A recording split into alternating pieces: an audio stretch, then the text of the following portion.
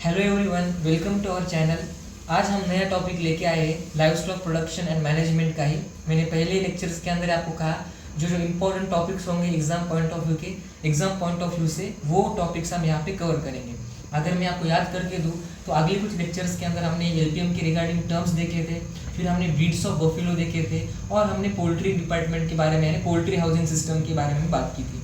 तो आज एक इम्पॉर्टेंट टॉपिक आया, मतलब बेसिक टॉपिक है, इसे मैं इम्पॉर्टेंट टॉपिक तो नहीं कहूँगा, बेसिक टॉपिक है एलपीएम का, वो है कैस्ट्रेशन। कैस्ट्रेशन का वन वर्ड मीनिंग आप सभी को पता होता है, लेकिन डिटेल में आज हम देखेंगे कैस्ट्रेशन का मतलब क्या होता है। कैस्ट्रेशन का मतलब हमें लगता है टेस्टिकल्स को रिमूव करना। ज़रूर ये करेक्ट डेफिनेशन है, लेकिन 100% करेक्ट हम इसे नहीं कह सकते। टेस्टिकल्स को रिमूव करना ही कैस्ट्रेशन है ऐसा नहीं, क्योंकि कैस्ट्रेशन के अंदर हम हमेशा टेस्टिकल्स को रिमूव ही करते ऐसा नहीं, क्योंकि हम टेस्टिकल्स का एट्रोफिजेशन कर देते हैं, यानी डिग्रेडेशन भी करते हैं। एट्रोफी ऑफ टेस्टिस मतलब विद इन अ बॉडी हम टेस्टिस को डिजेनरेट कर देते हैं। मतलब यहाँ पे टेस्टिस का रिमूव हो रहा है क्या? नहीं, फिर भी उसे हम क्या कह रहे हैं? कैस्ट्रेशन। मतलब जरूरी नहीं है कैस्ट्रेशन का मतलब टेस्टिकल्स को ही रिमूव करना, टेस्टिस का ही डिग्रेडेशन होना बॉडी के अंदर ही, एट्रोफी ऑफ टेस्टिस होना, उसी को हम कैस्ट्रेशन कहते हैं। तो कैस्ट्रेशन के अंदर क्या होता है? देखो, डेफिनेटली कैस्ट्रेशन के बाद क्या होने वाले, हमारे टेस्टिस जो है नॉन फंक्शनल हो जाने वाले, चाहे वो निकाल दीजिए या बॉडी के अंदर या डीजनरेट कीजिए। तो क्या हो जाएगा? टेस्टिस का काम क्या होता है? स्पर्म प्रोडक्शन करना, टेस्टोस्टेरोन का लेवल बढ़ाना। ठीक है, टेस्टोस्टेरोन यहाँ पे बढ़ेगा तो एनिमल के अंदर एग्रेसिवनेस जो होगा वो बहुत ज्यादा होगा। तो अगर टेस्टिस प्रेजेंट है, स्पेशली देखो कैस्ट्रेशन प्रोसेस जो है वर्किंग एनिमल्स के अंदर हम करते हैं, जैसे कि बुलक है, बफेलो है, इनके अंदर कैस्ट्रेशन किया होता है। बुल मतलब क्या होता है? अनकैस्ट्रेटेड मेल, मतलब बुल के अंदर हमने कैस्ट्रेशन नहीं किया है, लेकिन बुलक वर्ड हम क्यों कब यूज करते हैं? जब उसका कैस्ट्रेशन किया है, जब उसके टेस्टिकल्स को हमने रिमूव कर दिया। तो क्या होता है, जब हम वर्किंग करते हैं for farm activities, for work के लिए उस एनिमल का यूज करते हैं, तो उस एनिमल को हमें डोसाइल रखना पड़ता है। डोसाइल का मतलब होता है शांत।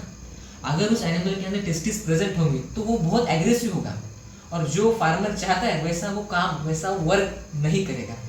इसीलिए टेस्टिस को, मतलब इसीलिए कैस्ट्रेशन प्रोसेस की जाती है।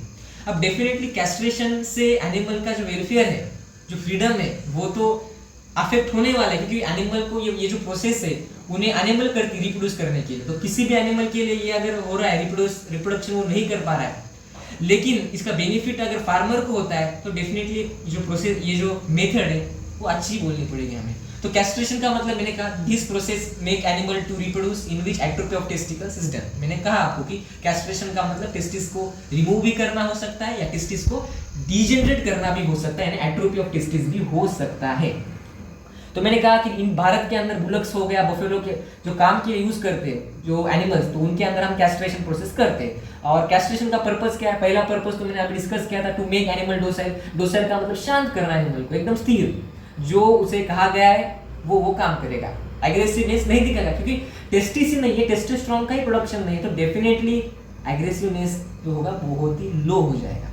सेकंड अगर बात करें, to induce faster gain body weight and improve the quality of meat. देखो, ये एक फायदा है। जो बीफ पर्पस के एनिमल यूज करते हैं तो वो भी जनरली कैस्ट्रेटेड ही होते हैं। क्यों जनरली कैस्ट्रेट होते हैं?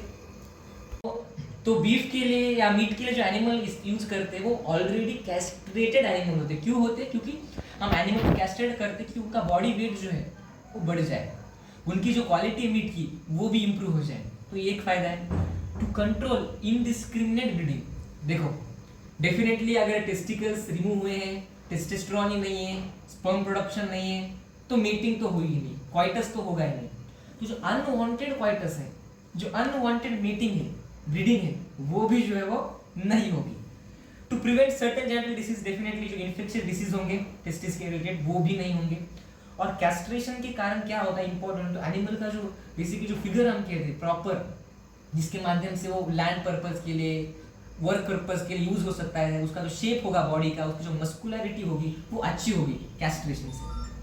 तो अगर मैं समरी आपको कहना चाहूँ तो मैं ये कह सकता हूँ, कैस्ट्रेशन हम इसीलिए करते हैं एनिमल शांत हो, अच्छे से वो काम कर पाए, उसका जो बॉडी वेट है वो बढ़े, मीट पर्पज के लिए वो फायदा हो सकता है। और दूसरा हमने कहा कि जेनेटिक डिसीज या अनवांटेड ब्रीडिंग भी हम इससे प्रिवेंट कर सकते हैं। अब प्रिकॉशंस क्या लेना चाहिए? कैस्ट्रेशन हम कर रहे हैं बेसिकली, तो अब क्या क्या प्रिकॉशंस लेने चाहिए? ठीक है, तो देखो, अमूमन कैस्ट्रेशन जो है वो कोल्ड सीजन या रेनी सीजन के अंदर आपको अवॉइड करना है, ठीक है। कोल्ड सीजन या रेनी सीजन को आपको अवॉइड करना है। क्यों? इस सीजन के अंदर इन्फेक्शियस का जो चांस होता है, फ्लाइज वगैरह ज्यादा होता है, तो वो उस सीजन के अंदर आपको अवॉइड करना है।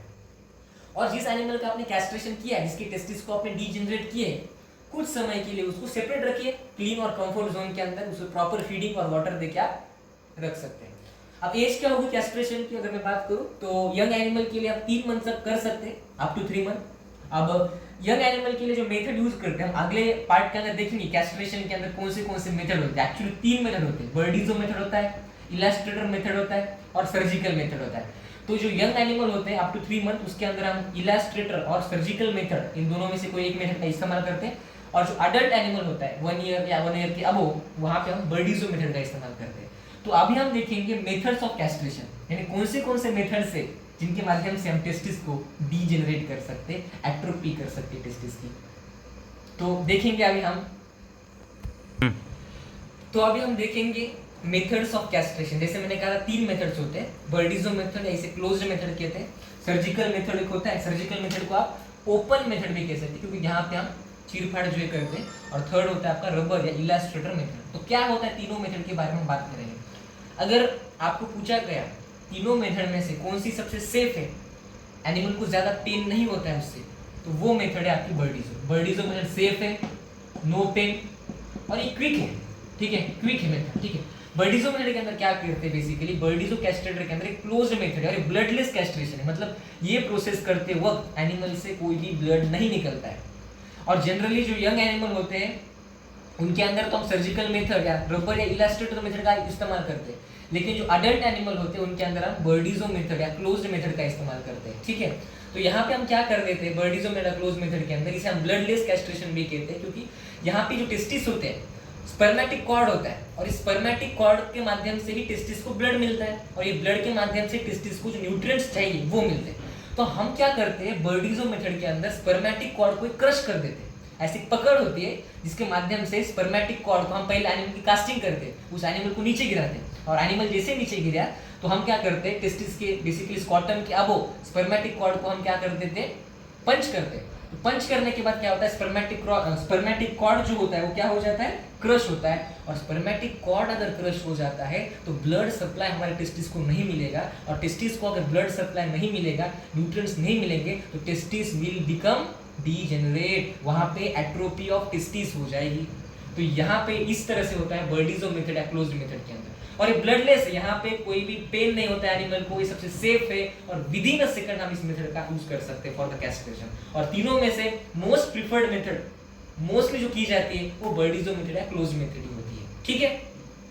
सर्जिकल मेथड ओपन मेथड नाम से ही समझ में आ रहा है आपको कि यहाँ पे चीरफाड़ आपको करनी है, तो डेफिनेटली सर्जिकल मेथड के अंदर पेन जरूर होगा। यहाँ पे पेन नहीं होगा, एनेस्थीसिया हम दे सकते हैं, लेकिन ब्लड जो है यहाँ पे निकलेगा क्योंकि हम चीरफाड़ कर रहे हैं तो ब्लड निकलेगा। तो हम क्या करते हैं सर्जिकल मेथड के अंदर, स्कॉटम जो होता है तो स्कॉटम को हम चीरते हैं, फिर स्कॉटम को निकाल के फिर टेस्टिकल्स को हम निकाल देते हैं, फिर और हम उसे रिपेयर कर देते हैं। तो बहुत ही टाइम कंज्यूमिंग स्टेप है, टाइम कंज्यूमिंग मेथड है सर्जिकल मेथड, और इसको टाइम भी लगता है जरूर। इससे पेन उतना नहीं होता है, सबसे ज्यादा पेन रबर या इलास्ट्रेटर मेथड से होता है। तो अगर एग्जाम ये पूछा गया सबसे ज्यादा पेन और अनसेफ मेथड कौन सी है तीनों में से, तो रबर या इलास्ट्रेटर मेथड ही है।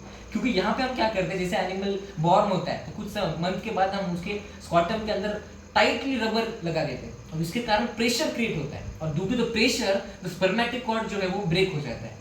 तो बहुत ही पेनफुल प्रोसेस होती है, मेथड होती है आपकी रबर या इलास्ट्रेटर मेथड। तो मोस्ट रिकमेंडेड मेथड जो है वो बर्डीजो मेथड या क्लोज्ड मेथड है, जो कि ब्लडलेस कैस्ट्रेशन भी हम इसे कहते हैं। तो हमने तीनों भी मेथड देख लिए कैस्ट्रेशन के अंदर, बर्डीजो मेथड देख लिया, सर्जिकल मेथड देख लिया, और रबर या इसी को इलास्ट्रेटर मेथड भी कहते हैं। तो थैंक यू एवरीवन। आज का जो लेक्चर है आपको अच्छा लगा तो चैनल को लाइक कीजिए, कमेंट कीजिए, सब्सक्राइब भी कीजिए और शेयर भी कीजिए। Thank you.